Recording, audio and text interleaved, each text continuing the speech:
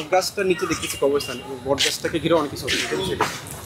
বটগাছটার হলো কি, যেমন শ্মশানে আমাদের বৃক্ষবট লাগে। বৃক্ষবট লাগার কারণ হলো এখানে হরে পার্বতীর ভাস আমরা ছোট থেকে শুনে আসছি, সেই জন্য আমাদের শ্মশানে বৃক্ষবট লাগে। এখানে মনে করেন সকালে সন্ধ্যায় ধূপধুনা দেওয়া হয়, জল ফুল দেওয়া হয়, শিবকে আরাধনা করা হয়। হ্যাঁ, এগুলো কবর। এটা হলো ওই যে এই শ্মশানের যেই কর্মকর্তা রক্ষক হিসাবে ছিল শম্ভু সাধু, ওনার সমাধি, আর বিভিন্ন লোকজন এলাকাবাসীর।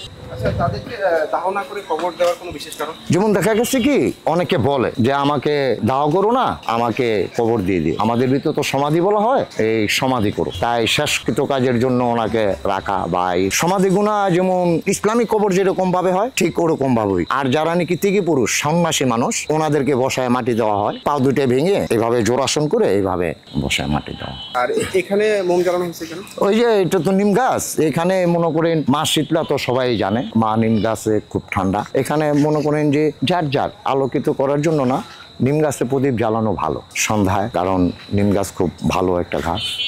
তাহলে আমরা একটু চিতার দিকে যাই। হ্যাঁ, আধুনিক চিতা বলতে গেলে না, চিতা তো চিতাই।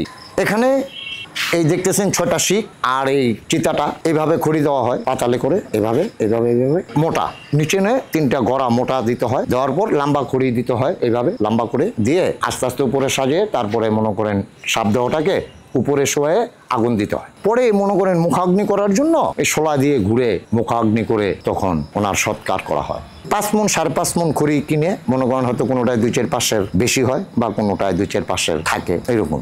উপরে কি যাবে? হ্যাঁ, আসেন, স্যান্ডালটা খুলে আসেন।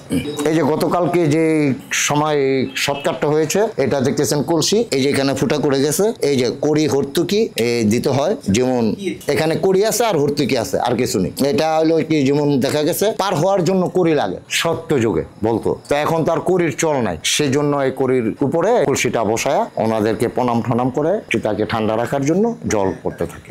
আমি চিতার কাজে আসিনি। এখানে যারা এলাকাবাসী আছে, অনেক কবরস্থানে লোক থাকে না কবর করার, আবার ঢাকাতে কিন্তু কবর রেডিমেড করাই থাকে, কারণ ওইখানে লোক পাওয়া যায় না বিদায়, এরকমই। হ্যাঁ, আমি এলাকাবাসীর সাথে করেছি, 2-4টা কাজ করেছি। যেমন আপনারা আসলেন, আপনারা বুঝেন, সাধু একটু আসেন, কি করতে হবে আমরা আপনার দেখে যদি দেখাইয়া দেন তাহলে একটু ভালো হয়। আপনার কাছাকাছি থাকলে আমাদের একটু সাহস লাগে।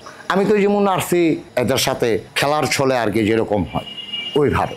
মানুষ ভয় পাইতে পারে কি, যেমন দেখা গেছে কি বাবা, একটা মাছ ভাজলে কিন্তু এটাও একটু ব্যাকা হয়। তো আমরা রক্ত মাংসে মানুষ, মারা যাওয়ার পর কিন্তু তখন শটান হয়ে যায়। যখন আগুনের তাপ লাগে একটু হাত পা গুলো অনেকের তুই হয়, শরীরের পশম টসম পুড়ে যায়, চামড়া টামড়া পুড়ে যায়। ওই সময় ভয় যারা পায় এরা তো আসেই না। ভয়কে যারা জয় করছে তারাই কিন্তু কবরস্থান শ্মশান মূলত এখানে আসে।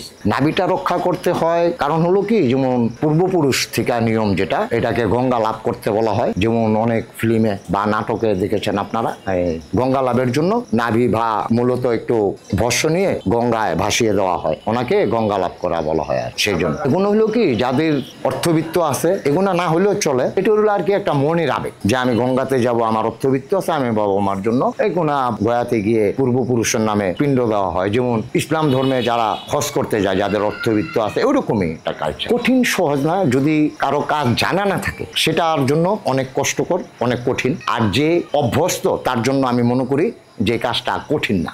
আমরা মানুষ অভ্যাসের দাস।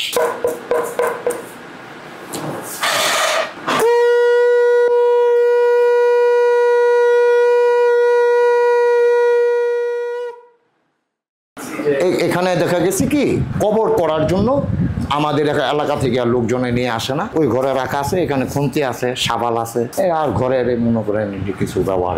আর এরকে এখানে ঠাকুরকে জল ফুল দেওয়া হয়। এই লাইটগিনি জ্বালা দেন তো।